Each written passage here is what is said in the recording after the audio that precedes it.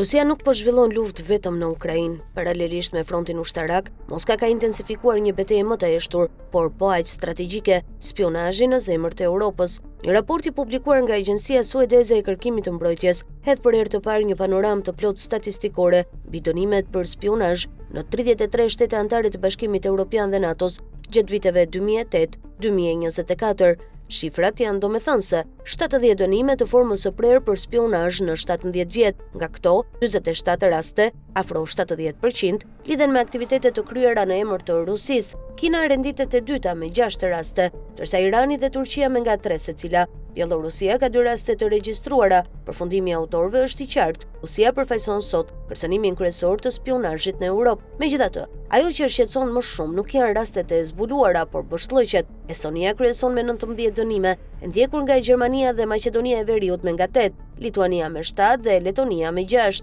Pra epiqendra mbetet krau lindori i aleancës, por 13 nga 33 vendet e analizuara nuk kanë regjistruar asnjë dënim në gati 2 dekada. Një shembull domethënës është Belgjika, ku ndodhen selit e NATO-s, Komisioni Evropian dhe Parlamenti Evropian. Pavarësisht këtij pozicioni strategjik, e regjistruar vetëm 2 dënime. Ekspertët e raportit nënvizojnë se është pothuajse e pamundur që një qendër e tillë të ketë qenë objektivi vetëm i 2 operacioneve të ndjekura penalisht. E njëjta heshtje statistikore vjet re edhe në vende si Italia, ku rasti më i njohur mbetet ai i Walter Biot, oficeri i marinës, u arrestua në vitin 2021, teksa dorëzonte dokumente të klasifikuara të NATO-s kundrejt pagesës dhe u dënua me mbi 29 vite burg, një rast serioz, por i izoluar. Raporti përmbys edhe stereotipin e spionit klasik. Vetëm gjysma e të dënuarve kishin akses të drejt për drejt në informacione sekrete, 72% e tyre ishin civil, jo pjesë e strukturave ushtarake apo qeveritare. Mosha mesatare 48 vjeç,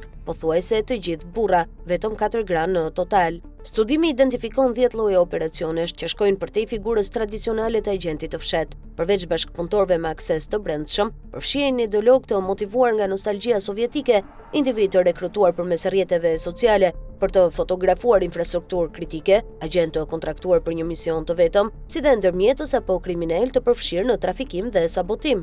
Motivimet mbeten klasike: para, ideologji, shtrëngim dhe ego. Më shumë se gjysma e të dënuarve kanë marrë shpërblim financiar. Në vendet balltike, ideologjia dhe lidhjet kulturore me Rusinë luajnë rol të rëndësishëm, ndërsa në disa raste shfaqet shantazhi i lidhur me struktura si FSB.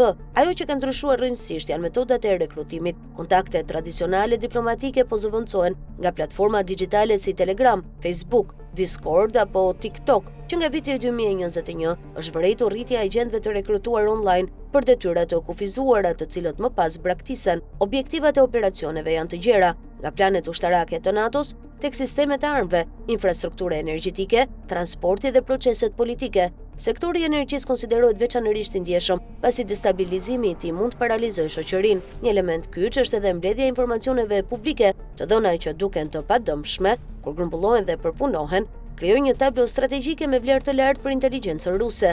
Raporti identifikon 4 dobësi strukturore në Evropë: dallimet në kornizat ligjore mes shteteve, kërcënimi i brendshëm i diversifikuar, nevoja për mbrojtje më të fortë të infrastrukturës kritike dhe rekrutimi digital që ul barierat e depërtimit. Në përfundim, edhe pse analizohen vetëm rastet e zbuluara, tabloja është e qartë. Aparati rus operon me përshtatshmëri dhe këmbgulje të lartë. Mbyllja e dyerve nuk mjafton, nëse dritaret e sigurisë europiane mbeten të hapura, dhe sfida më e madhe mbetet ajo që nuk shihet.